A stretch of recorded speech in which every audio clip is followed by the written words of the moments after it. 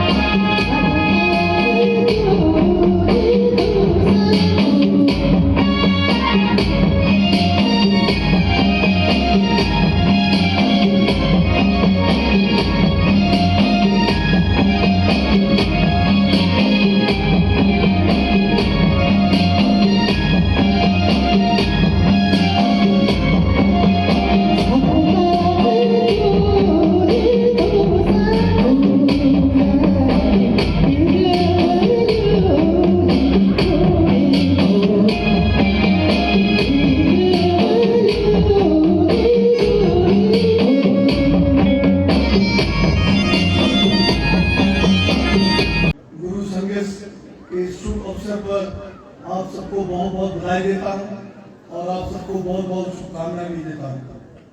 जैसे मुझसे पूर्व यहाँ पर नरेंद्र जी ने गुरु संगेश को क्यों प्रारंभ में मनाया जाता है, कितने वर्षों से मनाया जाता है, विस्तार पूर्वक उन्होंने अपना वक्तव्य यहाँ पर किया है।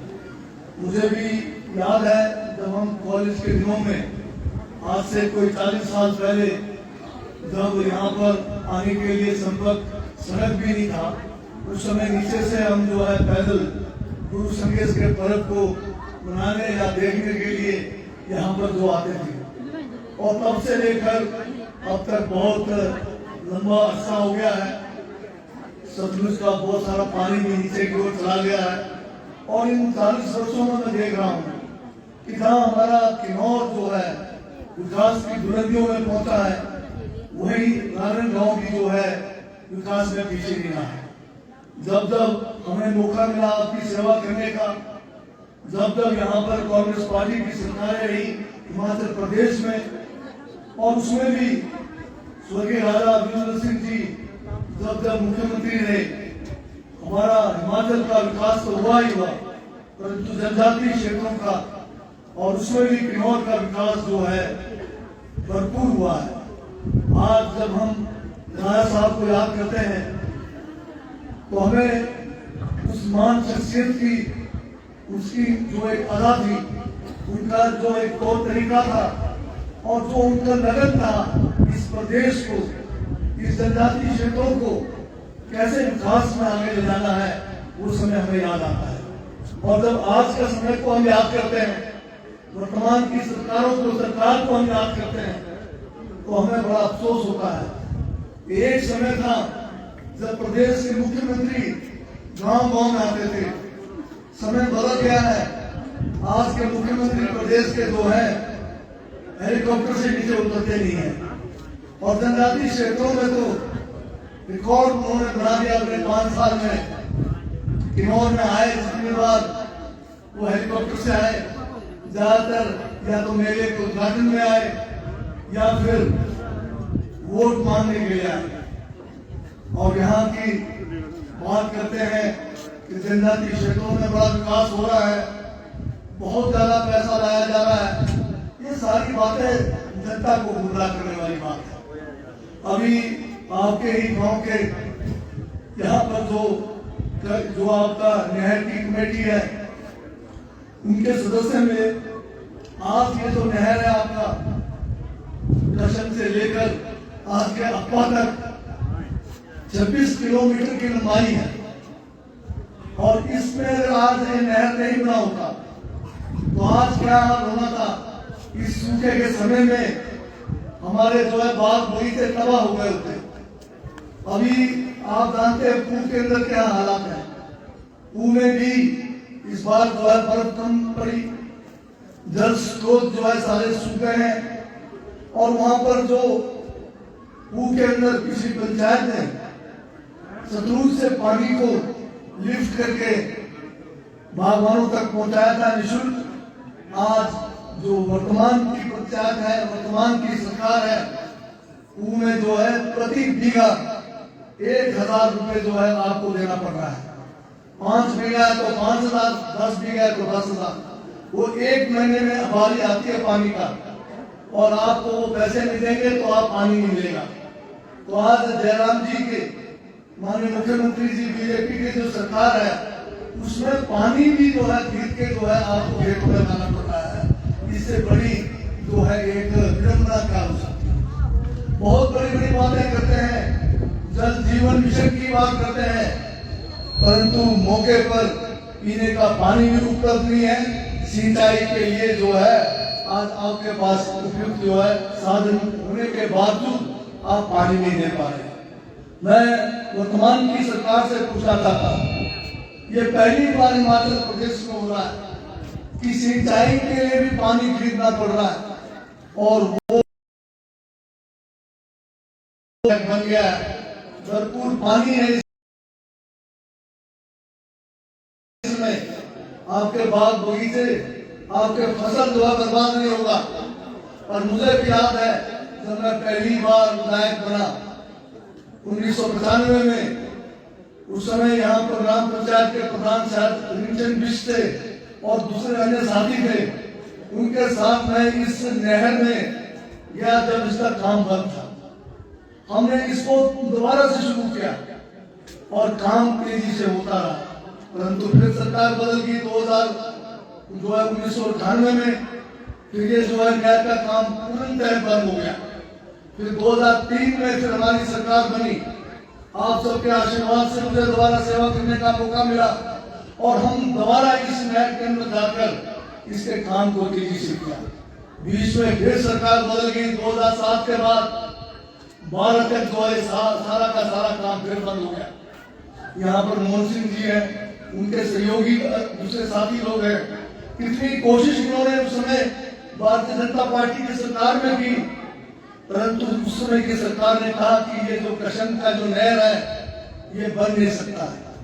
दोबारा से 2012 में सरकार बनी। 13 के अंत में दोबारा से हमारी सरकार बनी और फिर हमने इसको प्रयास किया और 2017 को आपको ये जो है नहर का पानी यहाँ पर पहुंचा कर दिया। और उस दिन हमारे स्वर्गीय राजा विमल सिंह जी स्वयं यहाँ पर जो है उसका उद्घाटन करने के लिए पहुंचे। 12 करोड़ रुपए इसके ऊपर खर्च किया गया। 26 किलोमीटर की लंबाई है और ये पानी आज आपका अक्वा तक भरपूर आपको मिल रहा है। हम लोग वहीं पे नहीं रुके। इस गांव में मल निकासी की योजना, जिसको सीवरेज सिस्टम कहते हैं, कोई 2.25 करोड़ रुपए की लागत से हमने 2016 में शुरू किया। आज करीब 2.5 किलोमीटर से ज्यादा सीवरेज की लाइन बिछाई गई है। सीवरेज को जो ट्रीट करना होता है, उसका जो टैंक बनता है, बायोडाइजेस्टर जो बना हुआ है, वो भी तैयार है। अब थोड़ा सा काम इसमें बचा हुआ है। एक जगह पे कोई 300 मीटर का आपका जो है प्राइवेट जमीनों से पाइपें जाना है। अगर उसका समस्या का हल हो जाता है तो इस साल जो है अक्टूबर महीने तक हम जो है आपके जो मल निकासी की ये जो योजना है इसको पूर्ण करने जा रहे हैं। कौन सोच सकता था कि गांव के अंदर भी मल निकासी की योजना आएगी? पूरे हिंदुस्तान में किसी भी गांव में मल निकासी की योजनाएं नहीं थी। सबसे पहले हमने जो है किन्नौर के अंदर, गांव के अंदर मल निकासी की योजना शुरू की है, तो संगला के अंदर से शुरू की थी और संगला में 2007 में शुरू किया और उसके बाद जब तक हमें मौका मिला हम पीछे नहीं गए। आज हिमाचल प्रदेश में अगर गांव में सबसे ज्यादा मल निकासी योजनाएं बन रही है तो वो किन्नौर के अंदर बन रही है। आज चित्रकूट के अंदर, आज संगला के अंदर, आज जो है आपके राजन के अंदर आने वाले समय में विधायक प्राथमिकता में आपका रिपा के लिए भी हमने जो है कोई 10 करोड़ से ज्यादा की स्कीम जो है मंजूर कर रहे हैं। आपके नंबिया के लिए, आपका पू के लिए, तलपा के लिए, कोठी के लिए, पंगी के लिए, टापरी के लिए, आपका बाबा नगर के लिए और यहाँ के लिए आपके खंगी के लिए, यहाँ सापुनी के लिए, भटूरी, या आपका जो बुआ गांव है, न जाने कितने दर्जनों गांव में हमने जो है मल निकासी की योजनाओं को शुरुआत की है, ताकि आने वाले समय में हमारे किन्नौर के हर गांव में मल निकासी की योजना हो, लोगों को स्वस्थ जो है जीवन जीने का एक अनुभव हो सके, उसकी हम भरपूर जो है प्रयास करें। रारण गांव की यहाँ बात करना चाहता हूँ। आपके स्कूल का नया भवन का काम चला हुआ है, वहाँ पर ग्राउंड बनाने का, खेल मैदान बनाने का पूरा बजट हमारे कांग्रेस के समय में उसको जो है दिया गया है। बेशक काम में अभी जो है वो तेजी नहीं है जो तेजी होना चाहिए था। आज स्कूल का भवन बनकर तैयार होना चाहिए था। हमने आपके यहाँ पर गांव में जो है एक खेल स्टेडियम का निर्माण का कार्य भी शुरू किया हुआ है, उसमें भी तेजी लाने की जरूरत है। अभी यहाँ पर म्यूजियम की बात हुई, म्यूजियम का काम हमने जो है 2016-17 में शुरू किया था, परंतु आज 5-6 साल होने के बाद भी अगर वो काम अधूरा पड़ा है तो इसकी जिम्मेदारी वर्तमान की सरकार की है। वर्तमान की सरकार कर क्या रही है? कहते बजट बहुत आया है और बजट के बारे में भी आपको मैं बताना चाहता हूँ। आज से 30-35 साल पहले से ही जब कांग्रेस की सरकारें थी, तब से जनजातीय क्षेत्रों के लिए अलग से बजट का प्रावधान किया गया है। उसमें यह प्रावधान किया गया है कि हिमाचल प्रदेश का जो बजट होता है सालाना बजट होता है उसका 9% जो है जनजाति विकास के लिए रखा जाता है। परंतु मैं माननीय मुख्यमंत्री जयराम जी से पूछना चाहता हूँ, आप कहते हैं कि बहुत ज्यादा बजट आया है, तो वो जो 9% बजट है हिमाचल प्रदेश के, क्या उसमें आपने कितना इजाफा किया? क्या आपने उसको 10% कर दिया? क्या आपने उसको 11% कर दिया? अगर आपने अगर इसमें इजाफा किया है तब तो वाकई बजट ज्यादा आना था। जबकि हकीकत यह है कि जो 9% कांग्रेस के समय से चल रहा है उसमें 0.1% भी इजाफा नहीं हुआ है। इसलिए मुख्यमंत्री जी गुमराह कर रहे हैं, मुख्यमंत्री जी झूठ बोल रहे हैं कि भारी बजट आया है। और दूसरी बात, इनके समय में, भाजपा की सरकार के समय में जो जनजातीय क्षेत्रों का जो बजट आता है उसका 65% जो है शिमला के अंदर माननीय मुख्यमंत्री जी ने रखा हुआ, और वो जो है किन्नौर में नहीं आ रहा है, लाहौल स्पीति और बांगी बरमौर में नहीं आ रहा है। हमें तो केवल 35% बजट मिल रहा है। 65% बजट हमारा जो है वो शिमला के अंदर रखा जाता है, वो विभिन्न विभागों को दिया जाता है। जैसे आपका बिजली बोर्ड है, जैसे आपका यहाँ पर एक प्रोजेक्ट बन रहा है सौंदर्य सक्षम, या आपका जो टूरिज्म का डिपार्टमेंट है, जनजाति लोगों का जो बजट है 65% चिन्हित करके इन डिपार्टमेंटों को दिया जा रहा है। और ये जो चिन्हित बजट है, जो ईयरमार्क बजट है, वो हमारे पास नहीं आता। मैंने विधानसभा के अंदर भी पूछा, मैंने जनजातीय सलाहकार परिषद जिसकी साल में 2 बैठकें होनी चाहिए थी, 5 साल में केवल 1 बैठक हुई इनके राज में। उससे पता लगता है कि ये जनजातीय क्षेत्र के लोगों के लिए कितने जो है चिंतित है, शुभचिंतक है। क्योंकि जो 5 साल में मीटिंग जो है नहीं हो पाई उसका कोई कारण नहीं है। और इसीलिए ये लोग जवाब नहीं देते हैं कि हमारा बजट क्यों चिन्हित किया गया। हमारे साथ अनदेखी हो रही है। किन्नौर के लोगों को, जनजातीय क्षेत्र के लोगों को ये जानना जरूरी है। हर एक के पास आज जो है जेब में मोबाइल है। आप गूगल करके देख लीजिए कि हिमाचल प्रदेश का 9% के बजट में से कितना % हमें जो है आ रहा है, कितना % जो है चिन्हित किया गया है। इसके बारे में आपको चिंता करने की जरूरत है। हमारा विकास रुका हुआ है। जो काम हमने शुरू किए थे 5-6 साल पहले, वही काम अभी तक पूरे नहीं हो रहे। नए काम की तो कोई बात ही नहीं हो रही। यहाँ पर आज स्कूलों में अध्यापक नहीं है, आज हॉस्पिटलों में डॉक्टर नहीं है। एनिमल हस्बेंड्री की बात करें, चाहे कृषि की बात करें, आज हमारे बच्चे साइंस पढ़ना चाहते हैं, कहाँ जाएंगे? बार बार हमने ये मुद्दा विधानसभा के अंदर उठाया कि साइंस के लिए हमारे पास टीचर नहीं है, बच्चे हमारे डॉक्टर बनना चाहते हैं।